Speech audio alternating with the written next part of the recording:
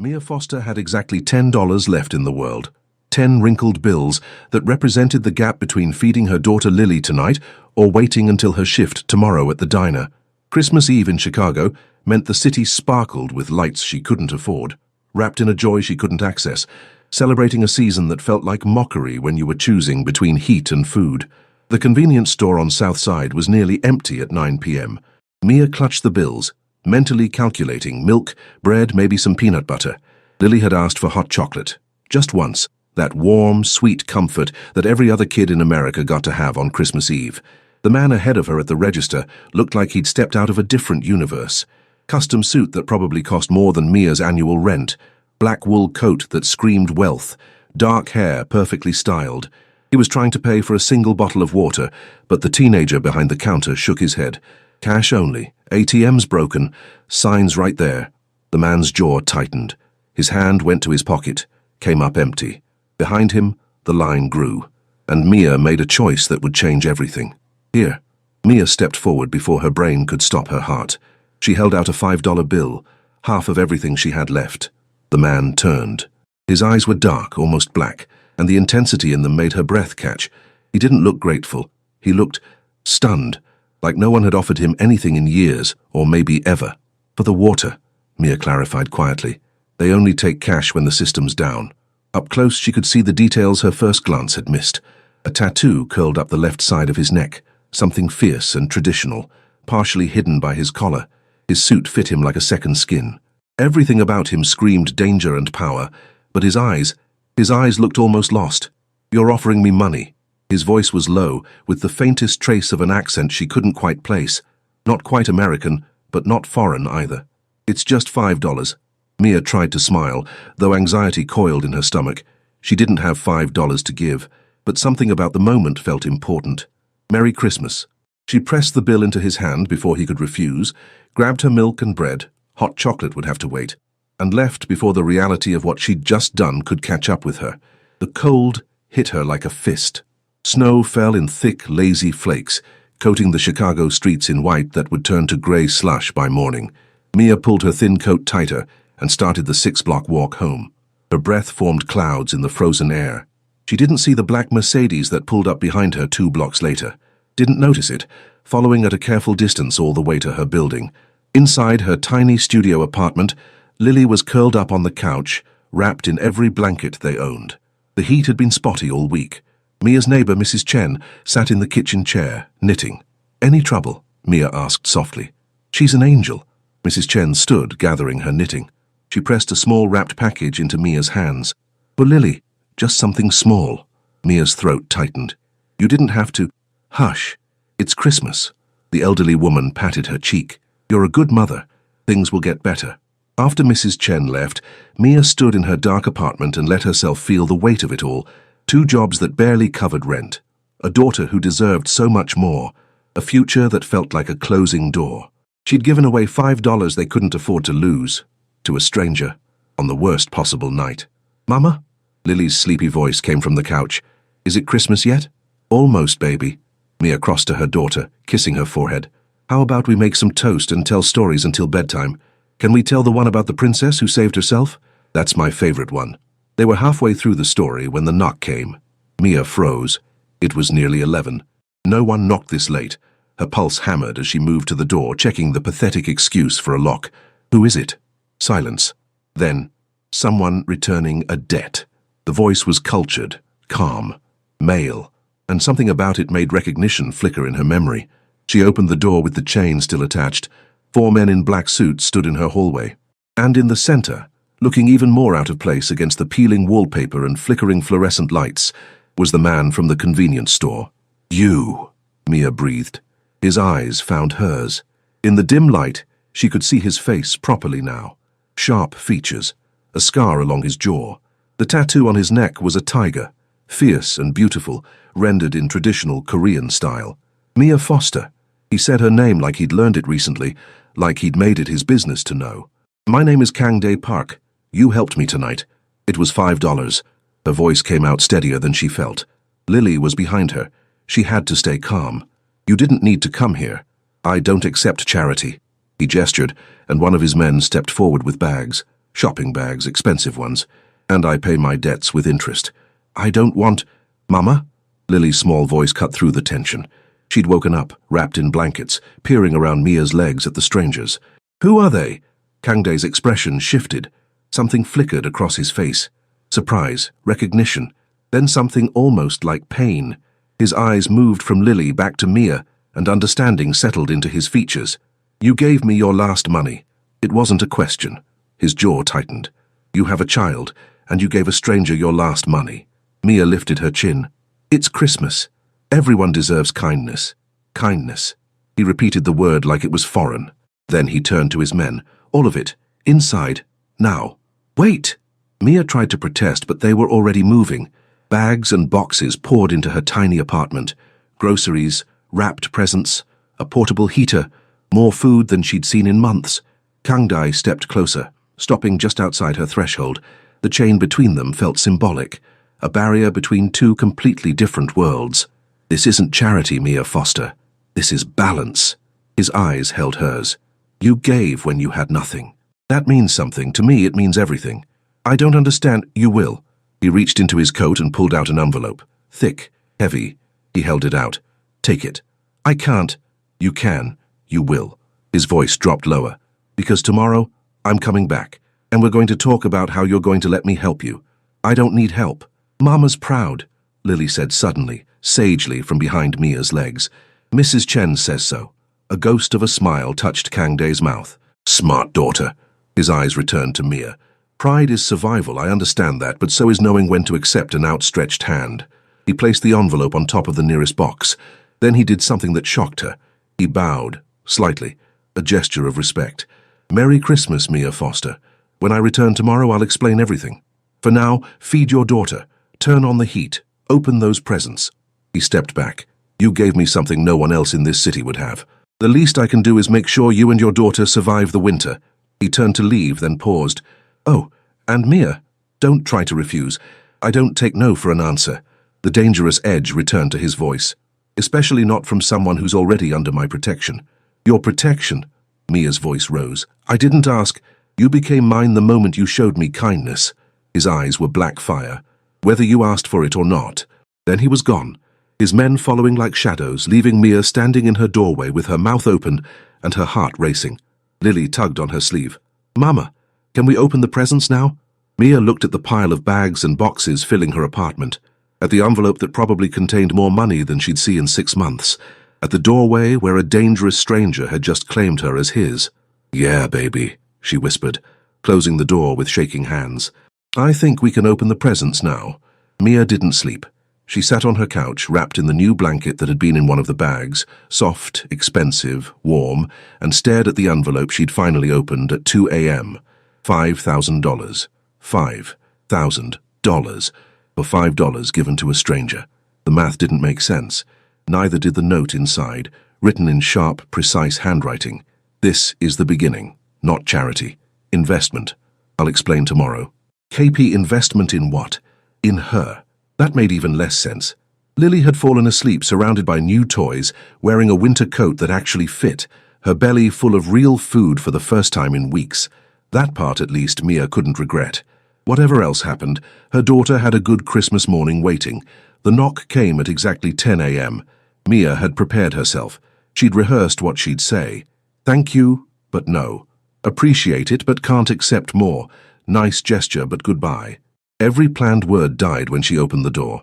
Kangdae Park stood there in dark jeans and a white button-down shirt, open at the collar, 4 buttons undone, revealing the full scope of his neck tattoo and a glimpse of more ink beneath. Casual, almost normal, except nothing about him was normal. Good morning. His eyes scanned her face. You didn't sleep. That's what happens when a stranger leaves $5,000 and cryptic notes. Mia crossed her arms. What do you want? To talk. May I come in? Lily's here. I know, I brought her something. He held up a bag from a bakery she recognized, the expensive one on Michigan Avenue that she'd never been able to afford. Hot chocolate and Christmas cookies, if that's acceptable. The mention of hot chocolate, the thing Lily had asked for, made Mia's chest tighten. How did you know? I pay attention. He waited. Patient.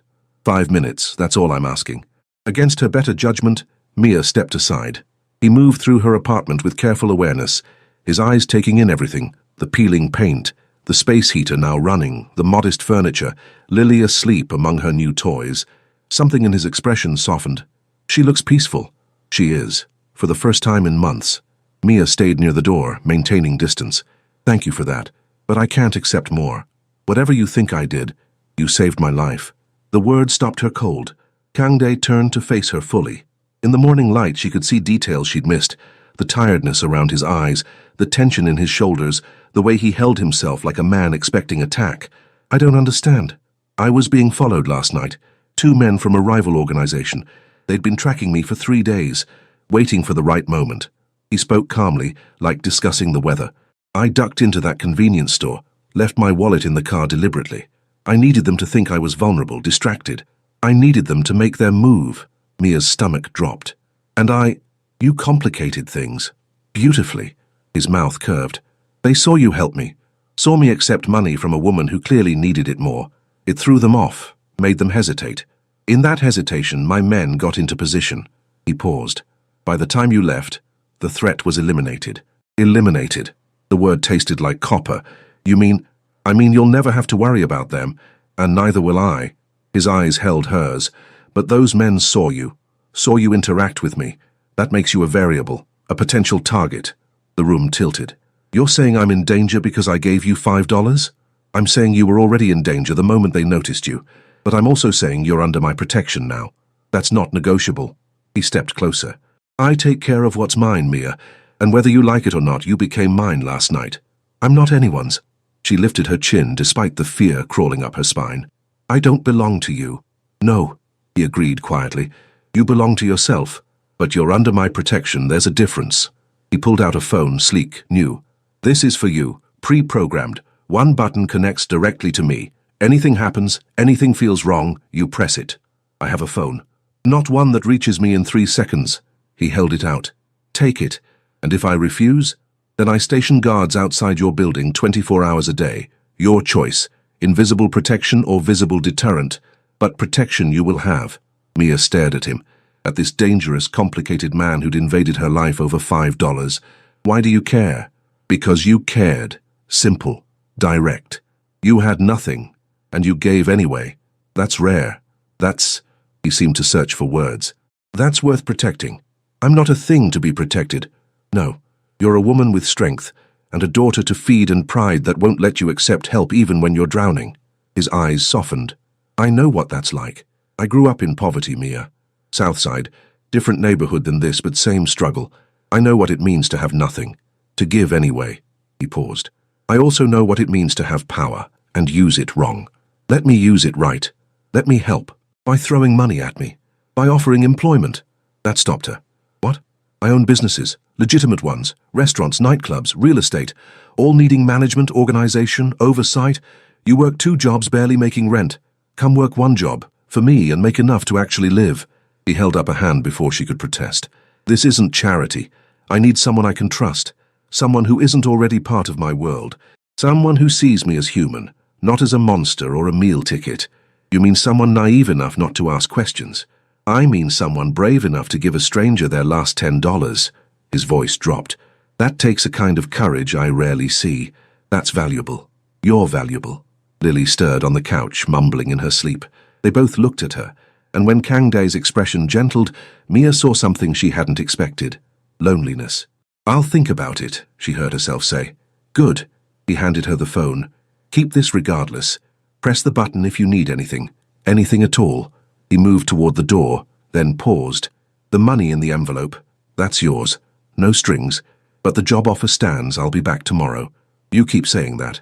Because I keep meaning it. He looked back at her, and the intensity in his gaze made her pulse skip. Get used to seeing me, Mia Foster. I don't abandon my people. I'm not your people. Not yet. He smiled, predatory and promising. But you will be. After he left, Mia stood holding the expensive phone, staring at the door, wondering what she'd just agreed to. Behind her, Lily woke up. Mama, was that the nice man from last night? Yeah, baby. I like him. He has kind eyes. Mia thought about the tiger tattoo, the casual mention of eliminated threats, the dangerous promise in his voice. Kind wasn't the word she'd use, but neither was evil. He was something in between, something complicated and fierce and absolutely terrifying, and he'd just made her his project. Kangdae came back the next day, and the day after, and the day after that. Each time he brought something: groceries, toys for Lily, once a new winter coat for Mia that fit perfectly, making her wonder how he knew her size. Each time she tried to refuse. Each time he simply left it and walked away. His message clear: her acceptance wasn't required. By the 4th day, Mia stopped protesting.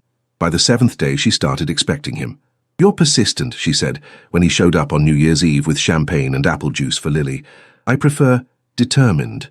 He set the bottles on her counter, which he'd had someone repair 3 days ago, along with her leaking sink and broken window latch. "Have you thought about my offer? The job." He'd mentioned it every visit but never pressed, just let it hang there, tempting and terrifying. "I have questions." "Ask them." Mia gestured to her couch. Lily was at Mrs. Chen's for the afternoon, giving them privacy. That had been happening more. Kangdae timing his visits when Lily wasn't home, as if he understood Mia needed to face him without her daughter watching. He sat, in jeans and that white shirt again, buttons undone, tattoo visible. She'd learned it was deliberate, a signal to his world that he was off duty but still dangerous. The tiger marked him as part of the Baeko clan, Chicago's Korean mafia. He'd told her that himself, casually over coffee 4 days ago. "I do research," she'd said. "Good. Then you know what you're dealing with." She did, and it should have sent her running. Instead, she'd invited him in for coffee the next day. Now she sat across from him, hands wrapped around a mug, and asked the question that mattered most. What exactly would I be doing? Managing operations for my legitimate businesses. Scheduling, inventory, finances, staffing, making sure everything runs smoothly. He leaned forward. "I have people who handle the other aspects of my life. I need someone to handle the normal parts, the legal parts. And you trust me with that?" "I trust you more than people who've been with me for years." His eyes held hers. "You don't want anything from me. You didn't ask for this. That makes you the safest person I know. What if I learn things I shouldn't?" "You won't." "I keep my world separate." He paused. "But if you did, I'd trust you not to speak. Because you understand loyalty. You understand protection. You do it every day for Lily." The mention of her daughter made Mia's chest tighten. "And her? If I work for you, does she become a target? She's already under my protection. Working for me doesn't change that. If anything, it makes her safer. She'll be known as family. Family. That's what my people become. Family." His voice softened. "I don't have much real family left, Mia. My parents died when I was 18. My younger sister is in California, far from this life. Everyone else is chosen family, people I trust, people I protect." He met her eyes. "I'm choosing you. Both of you." Something in his tone made her pulse race. "Why? I told you. You showed me kindness. That's not enough reason to upend your life, isn't it?" He stood, moving to her window, looking out at the snow-covered street. "I've lived in darkness for 15 years, Mia. Built an empire, eliminated threats, survived when I shouldn't have. People fear me. They respect me. They obey me. But no one—" He stopped. "No one has been kind to me without wanting something in return. Not since I was a child." The vulnerability in his words hit her like a punch. "Until you." He turned back to her. "You gave me $5 you couldn't afford to lose. You asked nothing in return. You didn't even want to know my name." His eyes burned. "Do you understand how rare that is? How precious? It was just money. It was humanity." He crossed back to her, stopping close enough that she had to tilt her head back to hold his gaze. "Let me repay it. Let me give you security. Let me—" He stopped, jaw tightening. "Let me have something good in my life, please." The please broke her. Mia had built walls around herself for years, had to survive. But this man, this dangerous, complicated man, was asking to be let in. Not demanding, not taking, asking. "Okay," she whispered. His eyes widened. "Okay? I'll take the job. On one condition. Name it. You don't hide what you are from me. I don't want to work for a lie. If I'm in your world, I need to know what that means. Really know." Something like respect flickered across his face. "You want the truth, always. Even if it's ugly? Especially then." Kangdae studied her for a long moment. Then he nodded. "The truth. I run the Baeko clan. We control territory from Southside to the Gold Coast. We handle protection, imports, investments, some legal, some not. I've killed men who threatened my family.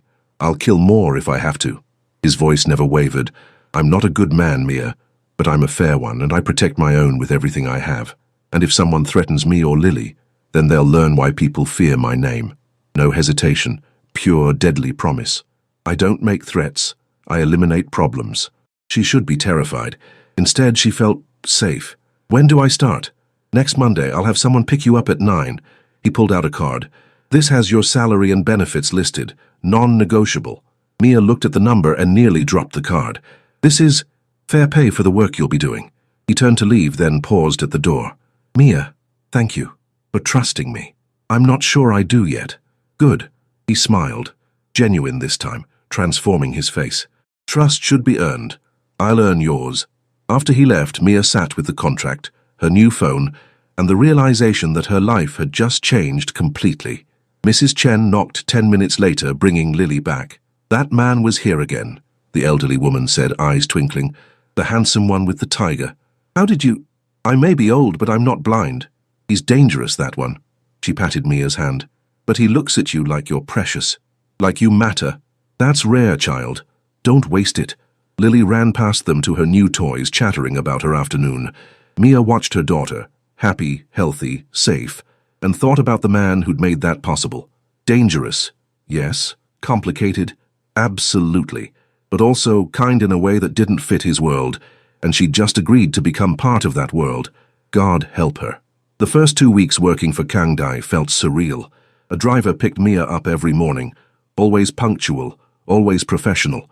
They'd take her to a restaurant in the Gold Coast district, a upscale Korean fusion place called Baeko, which she'd learned meant white tiger in Korean. Fitting. Her office was nicer than anywhere she'd ever worked.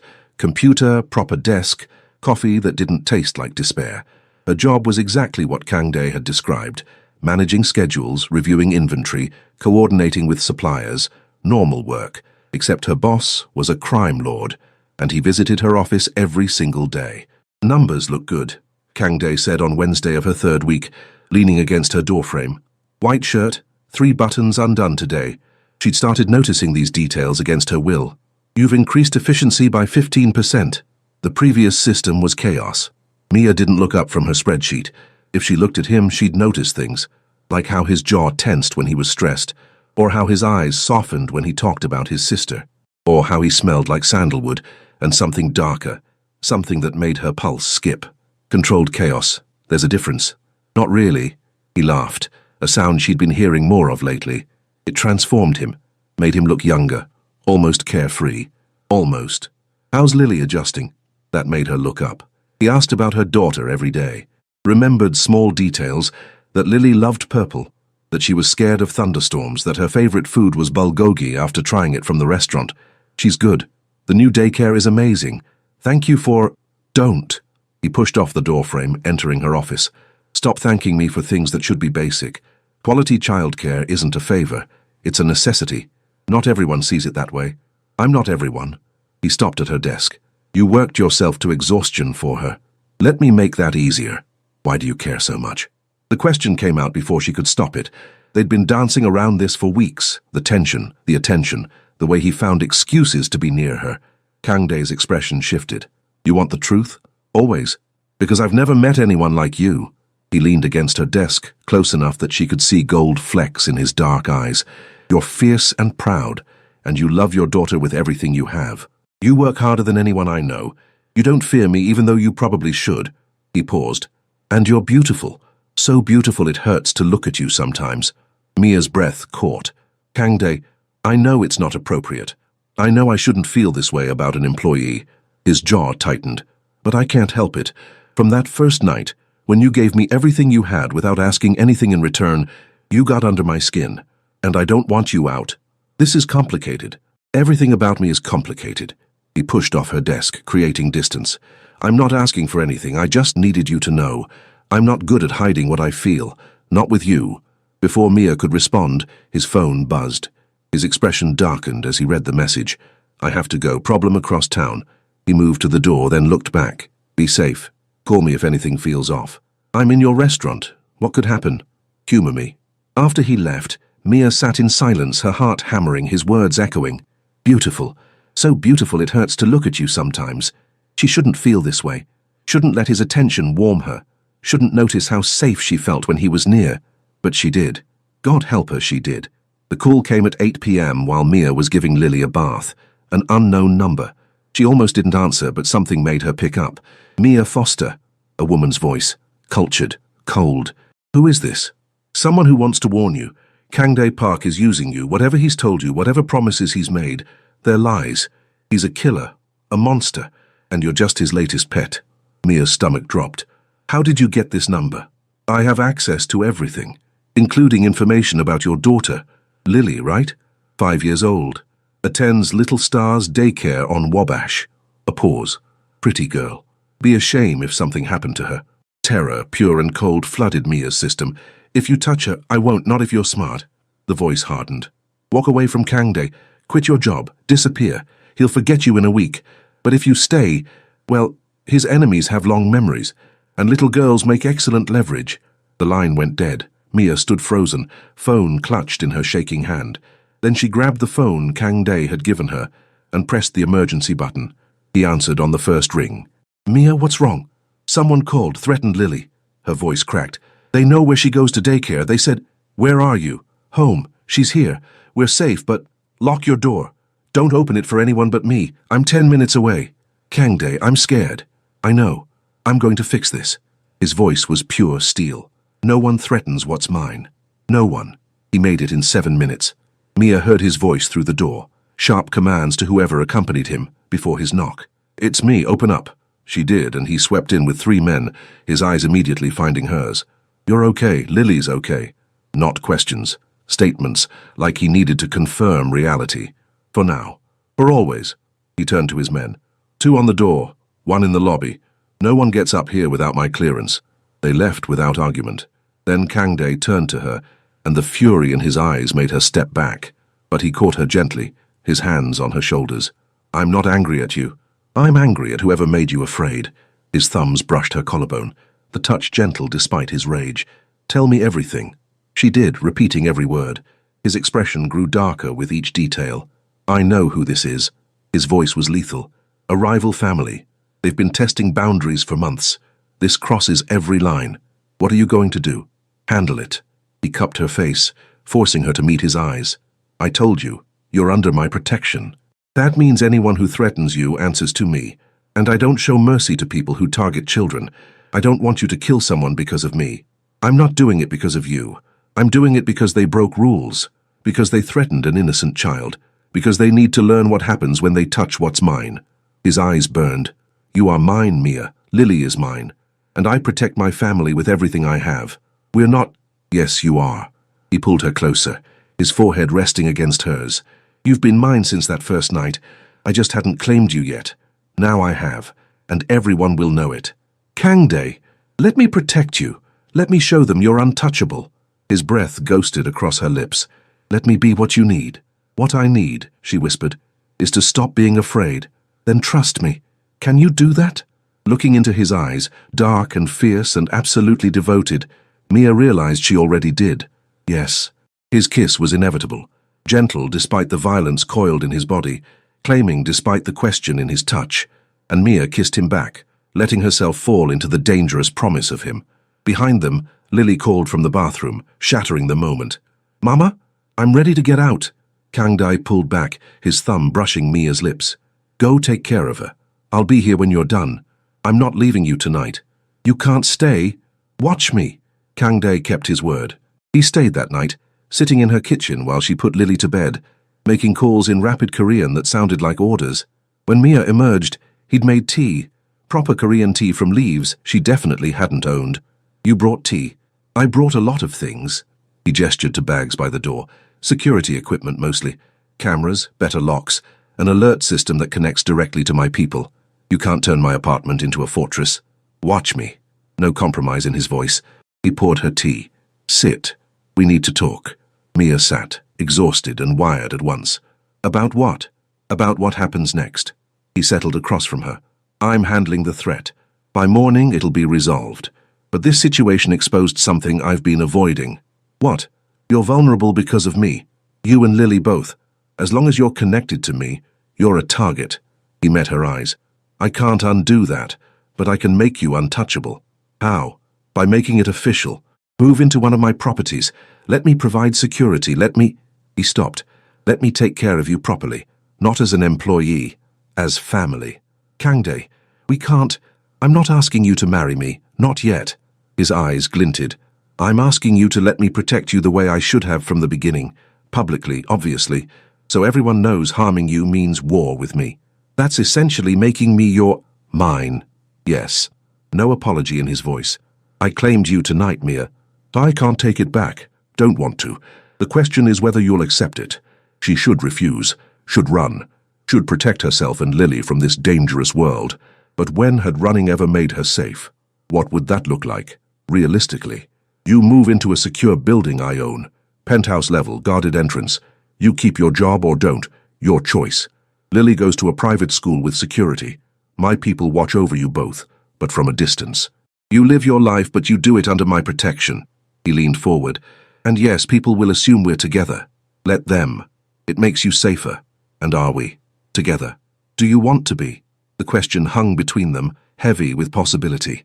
Mia thought about the past 3 weeks, how he'd shown up every day, how he'd remembered Lily's favorite color, how he'd looked at her like she mattered, how he'd kissed her like she was precious, how she'd felt safer with him than she'd ever felt alone.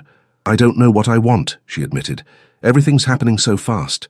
Then we take it slow. You move into a safe place. We keep working together. We see where this goes. His voice softened. I'm not demanding anything, Mia. I'm offering protection, security, a chance to stop struggling. And maybe, if you wanted, something more. Why me? Really? He was quiet for a long moment. My parents came to America with nothing. My father worked 3 jobs. My mother cleaned houses. We lived in a neighborhood like this one, maybe worse. I watched them kill themselves trying to survive. His jaw tightened.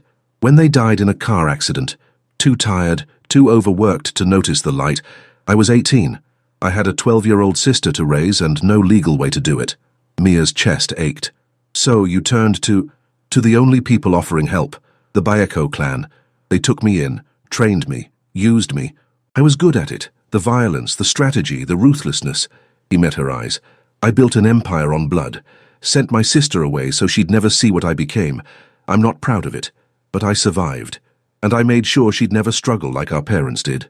You protected her, the only way I knew how. He reached across the table, his hand covering hers. Then you came along.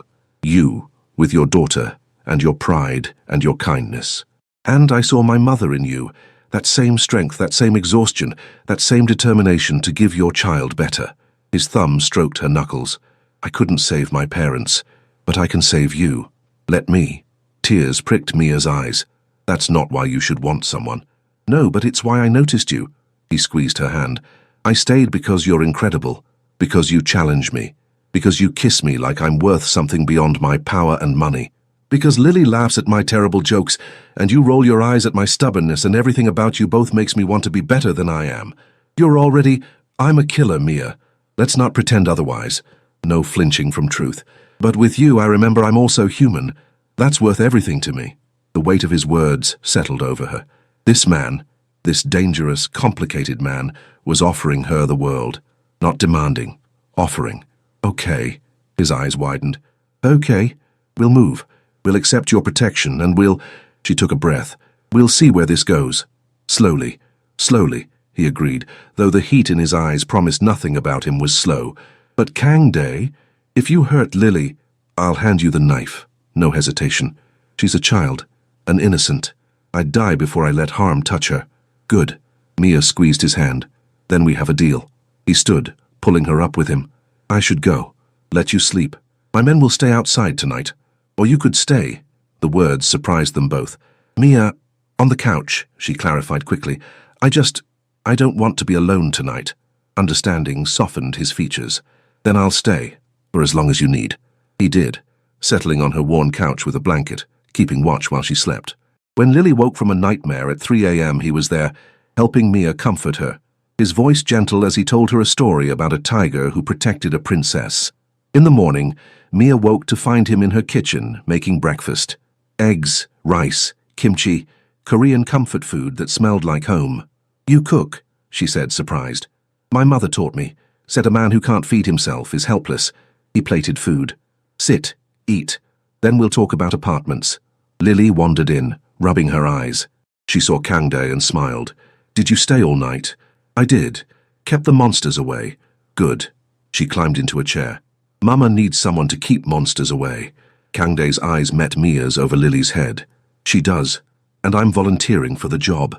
Forever? Lily asked innocently. Forever, he agreed. And looking at them, this dangerous man and her precious daughter, eating breakfast together in her tiny kitchen, Mia thought maybe, just maybe, forever didn't sound so impossible after all. 6 months later, Mia stood in the penthouse apartment overlooking Chicago's Gold Coast, watching snow fall over the city. Behind her, Lily's laughter echoed from the bedroom she'd decorated in purple and silver, her princess room, as Kangdae called it. You're thinking too hard. His arms wrapped around her waist, pulling her back against his chest. His chin rested on her shoulder. I can hear it from here, just remembering Christmas last year. How different everything was. Better or worse? Different. She turned in his arms. Terrifying and wonderful and completely insane. Insane I can work with. He kissed her forehead. Speaking of insane, my sister's flying in tomorrow. She wants to meet you both properly. Your sister who doesn't know about, she knows what I do. She just chooses to focus on what I am to her. Her brother. His eyes softened. Like you do. Mia cupped his face, thumb tracing the tiger tattoo on his neck. She'd learned every line of it now, learned what it meant. Not just power, but protection, family, loyalty. I love you, she said simply. His breath caught.